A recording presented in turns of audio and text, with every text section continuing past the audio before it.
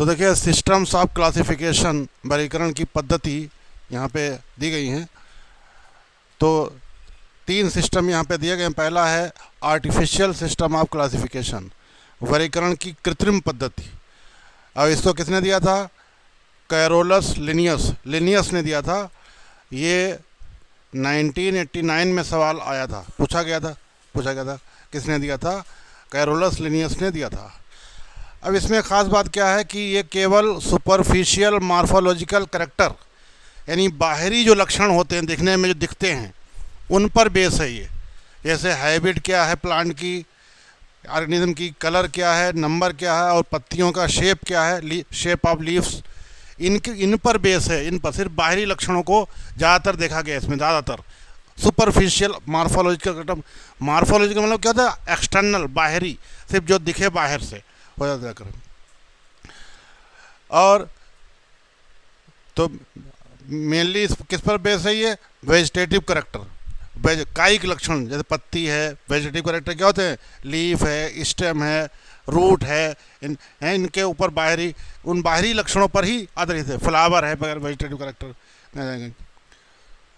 इसमें इस सिस्टम में लिनियस ने एंड्रोशियम के स्ट्रक्चर को भी कंसीडर किया, पुमंग की संरचना।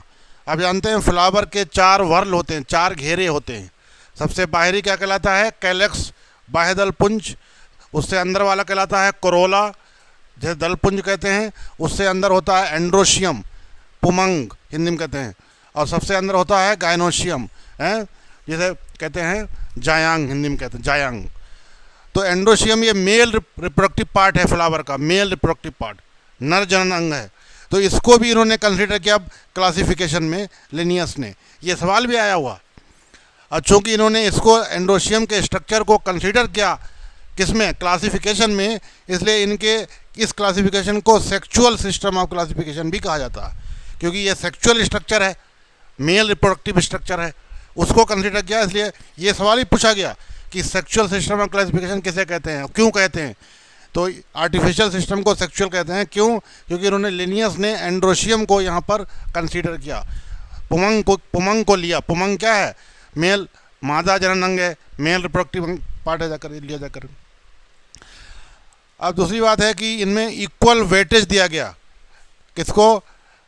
वेजिटेटिव करेक्टर जो ऊपरी लक्षण है कायिक लक्षण, और सेक्सुअल करेक्टर जो लैंगिक लक्षण है, इन दोनों को बराबर मतलब है वेटेज दिया गया, बराबर मार्क्स दिए गए। ये नहीं कि इसको ज़्यादा अहमियत दी गई, उसको कम अहमियत, बराबर अहमियत दी गई, दोनों को बराबर सम्मान दिया गया वेजिटेटिव करेक्टर को।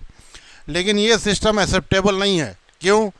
क्योंकि इसमें ज़्यादातर इस सिस्टम में वेजिटेटिव करेक्टर को लिया गया है, कायिक लक्षण, और वेजिटेटिव करेक्टर इन्वायरमेंट के हिसाब से आसानी से बदल जाते हैं। जैसे अगर इन्वायरमेंट जो है, आप ज़ीरोफाइट प्लांट होते हैं, ज़ीरोफाइट जो रेगिस्तान में हाई टेम्परेचर पर ग्रो करते हैं, उनमें पत्तियां क्या होती हैं? Leaves are converted into spine, कांटों में बदल जाती हैं। टू रिड्यूस ट्रांसपरेशन, वाष्पोत्सर्जन को कम करने के लिए, वाटर लॉस को कम करने के लिए। तो अलग अलग इन्वायरमेंट के हिसाब से वेजिटेटिव करेक्टर बदल जाते हैं, इसलिए इस सिस्टम को मान्यता नहीं दी गई, एक्सेप्टेबल नहीं, मान्यता नहीं दी गई। फिर इसके बाद दूसरा सिस्टम आया है नेचुरल सिस्टम ऑफ क्लासिफिकेशन, जो है प्राकृतिक वर्गीकरण की प्राकृतिक पद्धति। ये बेंथम और हुकर ने दिया था। इसमें क्या है? नेचुरल मतलब क्या है कि बहुत सारे लक्षणों को, ये सवाल आया है कि किस सिस्टम में बहुत सारे करेक्टर को लिया गया। तो इसमें एक्सटर्नल फीचर को भी लिया गया। पहले तो लिया गया जो है नेचुरल एफिनिटीज़ एमंग ऑर्गेनिज्म पर आधारित है, विभिन्न जीवधारियों के बीच प्राकृतिक आपस में संबंध क्या है, एफिनिटी लगाव क्या है, उसके आधार पर। और केवल एक्सटर्नल फीचर को नहीं लिया गया, यहाँ पर बाहरी लक्षण को नहीं लिया, बल्कि क्या हुआ, इंटरनल स्ट्रक्चर को भी, आंतरिक संरचना को, जैसे अल्ट्रा स्ट्रक्चर, एनाटमी, समझते हैं एनाटमी, पूरी बॉडी की आंतरिक संरचना, उसे एनाटमी कहते हैं, फाइटोकेमिस्ट्री, इन सब को भी लिया गया। तो इस सिस्टम में बहुत सारे लक्षणों को लिया गया, बहुत सारे करैक्टर को लिया गया। ये सवाल पूछा गया कि किस सिस्टम में बहुत सारे करैक्टर को लिया गया, तो ये भी लिया जाकर, इसलिए इसे नेचुरल रखा, क्योंकि नेचुरल में जितनी चीज़ें हैं ज़्यादातर उसको कंसिडर किया गया। ये भी सवाल आया हुआ है, पूछा गया है 1988 में, ये पूछा गया था कि ये किसने दिया था? बाद में भी सवाल आए हैं, लेकिन 1998 में ये पूछा गया कि किसने दिया था, ये किसने दिया था। अब इसका तीसरा है phylogenetic system of classification. Phylogeny मतलब होता है हिस्ट्री, पीछे पीछे की। तो phylogeny based on evolutionary relation among different, जहाँ फाइलोजेनी आ जाए तो समझ लो ये वर्ड जरूर आएगा, ये पहचान है, पहचान है। इवोल्यूशनरी रिलेशनशिप, जैव विकासीय संबंध, पीछे से कहाँ, पीछे से जो एवोल्यूशन हुआ, जो जैव विकास हुआ, वो किस आधार पे हुआ, उसका पूरा यहाँ पूरा डेटा लाया जाएगा कि पीछे से कौन कैसे, पहले क्या थे, पहले पूर्वज कैसे थे, एंसेस्टर कैसे थे, उसके हिसाब से उसके आधार पर ये फाइलोजेनेटिक क्लासिफिकेशन दिया गया।